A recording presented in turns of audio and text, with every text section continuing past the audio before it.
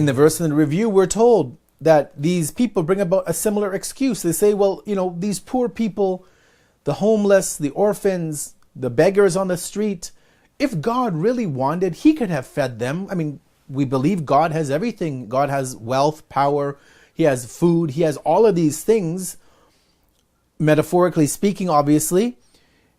If God has all of this at his disposal, why doesn't he come down, or why doesn't he send food for these homeless people? If God wanted them to be fed, he could have easily fed them. Why are you telling me to go and feed them? Again, these people are passing the bucket. They don't want to fulfill the responsibility. They don't want to take out of their bank account. They don't want to take out of their personal savings. They don't want to take out maybe the obligatory charities that they have to give in their religion, to give to the needy, to give to the deprived, to give to the homeless. They say, well, they're homeless. Okay, fine. But if God wanted, he could have fed them. Why are you telling me to go and feed these people? You see how people want to always shift the burden to God and to others, even when it comes to helping the less fortunate of the society. A question is posed by Shaykh Mohsin Qaraati. He says the following question, and it's something for you and I to think about, and hopefully to come up with a sound answer. He poses the following question: why is it that God himself does not just give the poor people a sustenance, and rather he has ordered humanity to help them out? This is a very valid question, and I'm sure that has gone through the minds of many people in the past. Why doesn't God just do it? Why doesn't God just solve world poverty? Why doesn't God just solve the wars and conflicts of humanity? Why does he expect us? Why does God let bad things happen? I'm sure we've heard and we've asked many times, why do 1 million people have to die in a natural disaster? Why can't God just pick them up and pluck them out and save them?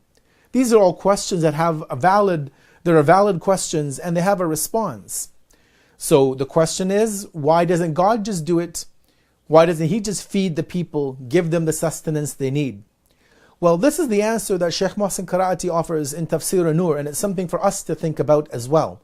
He says the following: human growth is in the shadow of forgiveness, sacrifice, generosity, kindness, showing sympathy, conscientiousness, love, cooperation, and affection for one another.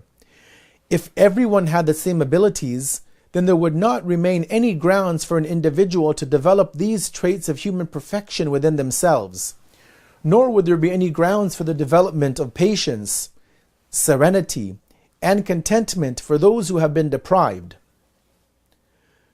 In essence, what he's saying is that yes, God can do all of these actions. He can feed the hungry, clothe those who are barren. He can give shelter to those who have nowhere to sleep. But it's through the fact that we have freedom of choice, we have free will, and that these qualities of compassion, of care, of mercy, of forgiveness, of pardon are there to strengthen our own traits of being a better human being, that God doesn't do these. He wants you and I to develop the qualities and characteristics within ourselves. Otherwise, God could do anything he wants to do. But life is an examination, it is a test, it is a trial, it is to see if we can reach to human perfection, whatever level of perfection that is. And if God were to do everything for us, then obviously we would not be able to reach to that level. Right? Consider, as my own personal example, consider the example of a teacher in school. The teacher wrote the exam, the teacher has taught his or her class, the teacher knows the answers to the examination. If a student went to the teacher and said, well, you know all the answers, why don't you just give them to me?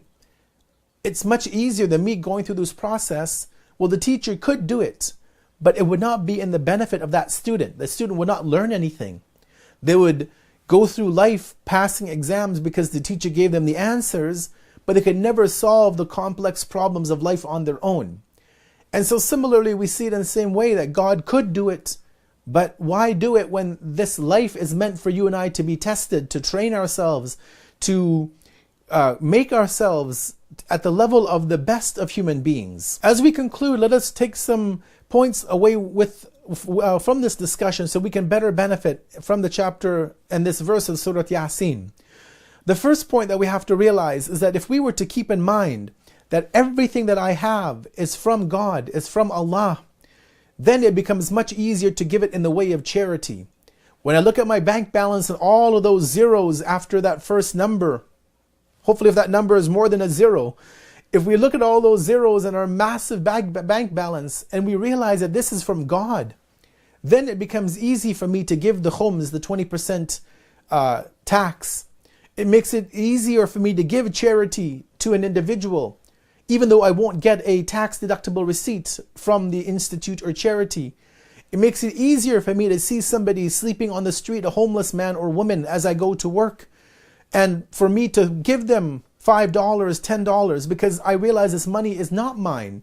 God gave it to me. I'm holding it in trust of God, and I should be freely giving it to those who are in need around me. Number two is that disbelief or kufr, rejection of God, actually leads to becoming miserly, to becoming a person who is stingy. Because people who believe in God, who submit to God, who worship and follow God would never be cheap, would never be stingy, would never be miserly. They would be open-handed. They would give from what they have because they would realize that whatever they have has been given to them by God. And last but not least, we conclude with this point, is that a person can unfortunately reach to a stage in their own life in which they find disbelief and stinginess to be the norm, and that becomes the right path for them. They actually praise the fact that they're cheap. They praise the fact that they don't give in charity. And when this happens, they actually find faith and charity and giving to others to be actual deviations, when it's actually the polar opposite.